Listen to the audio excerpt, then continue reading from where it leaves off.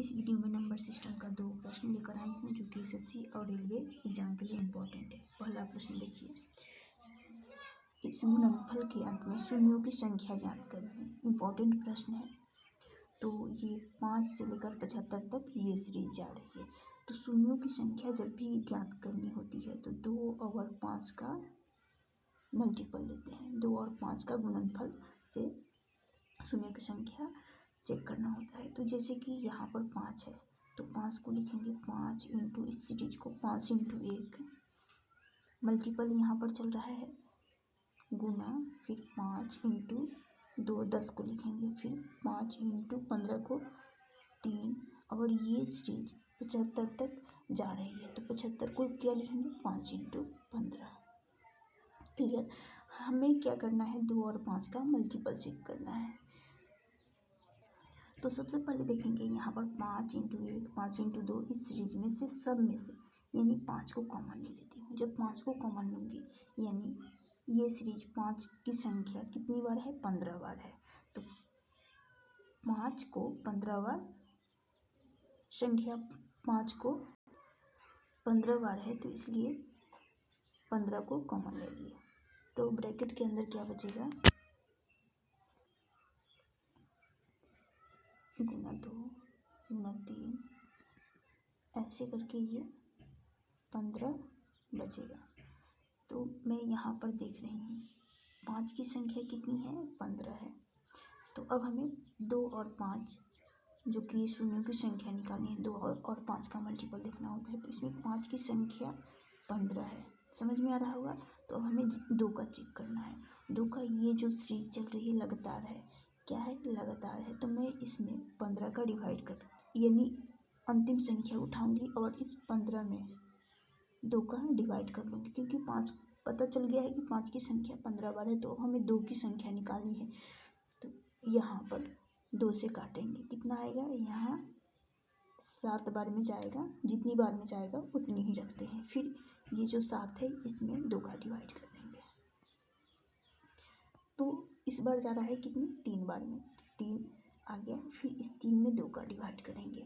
अब ये नहीं कटेगा यानी 2 एकम 2 एक बार में जाएगा। अब इन सभी को ऐड कर लेंगे। ऐड करेंगे 7 3 10 और 1 11 यानी 2 की संख्या कितनी बार होगी 2 की संख्या 11 बार और 5 की संख्या 15 बार। अब ध्यान से देखिएगा जिसकी संख्या सबसे कम होती है उतना ही शून्यों की संख्या होती है। जिसकी संख्या सबसे कम होगी नंबर ऑफ जीरोज उतना ही होगा। तो इसमें 2 की संख्या 11 बार है और 5 की संख्या 15 बार। शून्यों की संख्या कितनी होनी चाहिए तो शून्यों की संख्या 11 होगी क्योंकि 2 की संख्या सबसे कम है 11। तो ऑप्शन ए होगा इस प्रश्न का सही आंसर। एक और प्रश्न देखिए। नेक्स्ट है 10 गुना 20 30 40 ये 1000 तक जा रही है। तो इसमें शून्यों की संख्या कैसे निकालनी है। अभी बताई हूँ कि 2 और 5 का मल्टीपल शून्यों की संख्या निकालनी होती है 2 और 5। तो यहाँ पर ऑलरेडी 10 है। तो 10 है तो हमें 5 नहीं देखना है 2 नहीं देखना है माफ़ करिएगा सिर्फ 10 है। तो मैं 10 को डायरेक्ट ले रही हूँ। देखिएगा यहाँ से 10 को लिखूँगी 10 गुना 1 गुना इनके बीच मल्टीप्लाई चल रहा है 10 गुना 1 गुना 10 गुना 2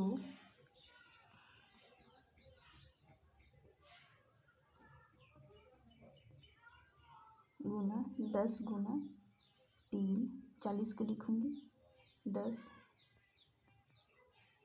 गुना 4 और ये जो सीरीज 1000 तक जा रही है 10 गुना 100 जो कि 1000 हो जाएगा।